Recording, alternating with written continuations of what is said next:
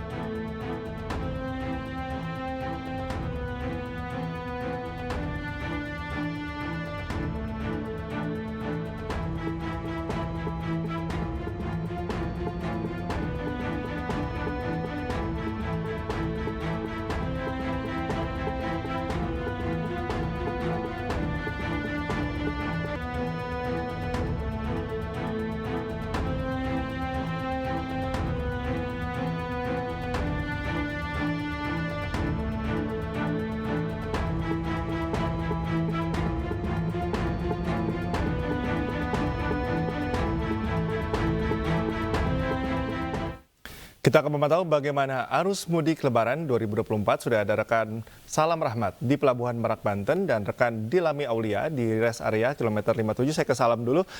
Salam, tadi sudah ada beberapa langkah-langkah antisipasi yang dilakukan oleh pihak ASDP. Apakah dari pantauan Anda memang langkah tersebut terbukti cukup efektif? Lalu bagaimana gambaran situasi di sana sekarang?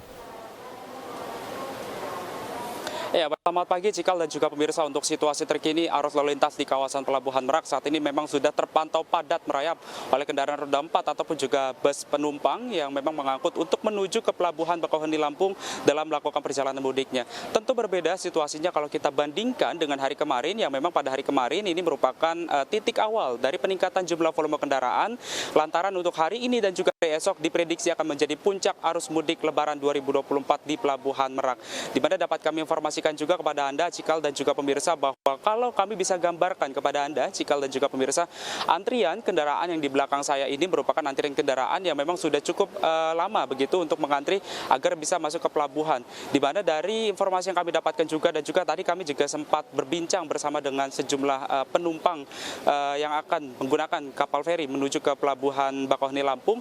Ini memang mereka melakukan perjalanan mudiknya di malam hari tadi, dan mereka menemukan titik kemacetan dimulai dari gerbang tol Cikupa menuju hingga titik kemacetannya ini bahkan hingga di gerbang tol exit di Merak, di mana dapat kami informasikan juga bahwa memang kalau dari informasi yang kami dapatkan juga dari sejumlah penumpang ini mengaku bahwasanya normalnya mereka ketika melakukan perjalanan mudik dari tol Jakarta menuju ke Merak ini berkisar antara 2 jam saja perjalanannya. Namun di titik arus mudik, puncak arus mudik pada hari ini mereka mengalami kemacetan yang cukup panjang, bahkan untuk bisa menuju ke Pelabuhan Merak mereka harus menempuh perjalanan kurang lebih 5 hingga 6 jam, karena hingga di pintu keluar exit tol dari Pelabuhan Merak saat ini memang sudah terpantau padat dan juga merayap begitu oleh kendaraan yang memang hendak melakukan perjalanan mudiknya.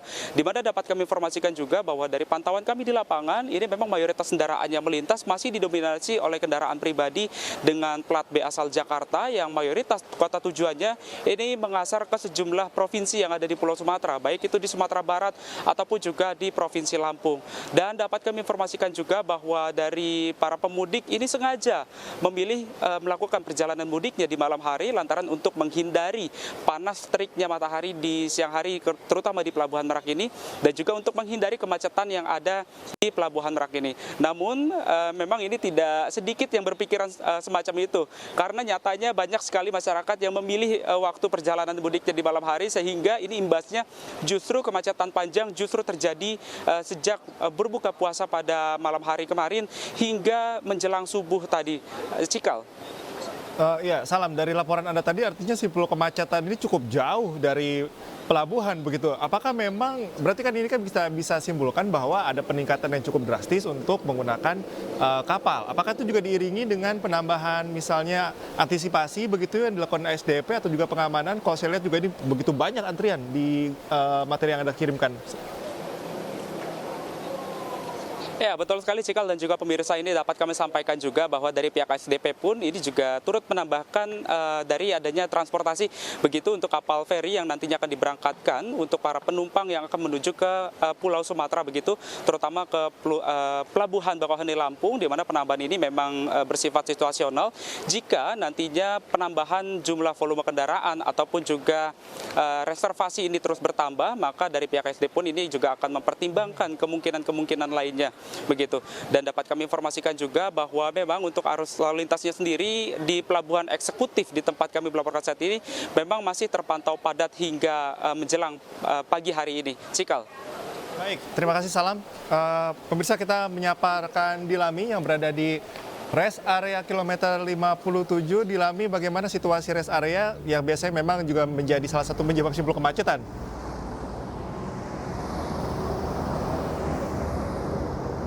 Ya, selamat pagi Cikal dan juga pemirsa, betul sekali. Ini saya sudah berada di kawasan ruas tol 57. Terlebih dahulu saya akan berbicara terkait dengan pantauan lalu lintas di sekitar sini, yang mana memang untuk kondisi lalu lintas normal lancar, yang mana memang untuk volume kendaraan ini signifikan meningkat, kiranya 50% dibandingkan hari kemarin, yang mana memang pada pagi hari ini kiranya ada 5.000 kendaraan yang melintas per jamnya. Ini tentunya jauh meningkat signifikan dibandingkan hari sebelumnya atau hari normalnya yang hanya bisa mencapai 2.000 hingga 3.000 kendaraan saja. Sementara itu, Cikal dan juga pemirsa, sejumlah rekayasa arus lalu lintas juga masih terus diberlakukan, seperti arus rekayasa lalu lintas kontraflow dari kilometer 47 hingga ke kilometer 72. Kemudian untuk rekayasa arus lalu lintas one way juga masih terus diberlakukan dari kilometer 72 Cipali hingga ke kilometer 414 gerbang tol Kali Kangkung. Dan juga memang untuk jam macet begitu ya, ini memang ada di kiranya setelah waktu berbuka atau kira-kira di pukul 8 hingga 9 malam nanti. Dan memang hal ini juga sejalan dengan puncak arus mudik yang diperkirakan akan terjadi pada hari ini, tepatnya 6 April hingga esok hari 7 April 2024. Dan untuk Cikal dan juga pemirsa yang ingin hendak melakukan istirahat, ini Anda bisa melakukan istirahat di rest area kilometer 57, di mana di sini sudah disediakan fasilitas yang sangatlah lengkap Cikal dan juga pemirsa, mulai dari masjid, kemudian juga ada ruang laktasi, untuk pengisian bahan bakar di sini juga sangatlah lengkap tersedia. Kemudian memang untuk dari pihak Polres Karawang juga mengimbau untuk para masyarakat ini hanya menggunakan rest area sekitar 30 menit. Dan untuk pantauan kami di rest area sendiri ini memang mulai dipadati oleh para pemudik yang melakukan istirahat begitu Cikal. Selain itu memang dari pihak kepolisian ini mengatakan bahwa penjagaan dan juga pengamanan ini terus dilakukan oleh Polres Karawang dan juga berkolaborasi dengan Polda Jabar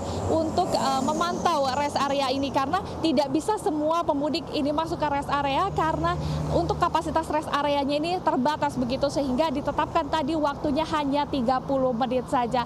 Selain itu Cikal dan juga pemirsa, memang dihimbau untuk para pemudik ini tentunya selalu menjaga stamina yang prima dan juga selalu mengecek kondisi kendaraan, terutama ini akan melakukan perjalanan mudik yang cukup panjang, karena untuk rest areanya sendiri hanya untuk rest area terdekatnya ini lumayan jauh, itu ada di kilometer 86 dan juga nanti ada di kilometer 102 untuk pemirsa yang ingin melakukan perjalanan ke tol Trans Jawa. Sekian, kembali kepada Anda Cikal. Terima kasih Dilami atas laporannya. Sebelumnya ada rekan Salam Rahmat juga atas laporannya. Teman-teman, selamat bertugas kembali.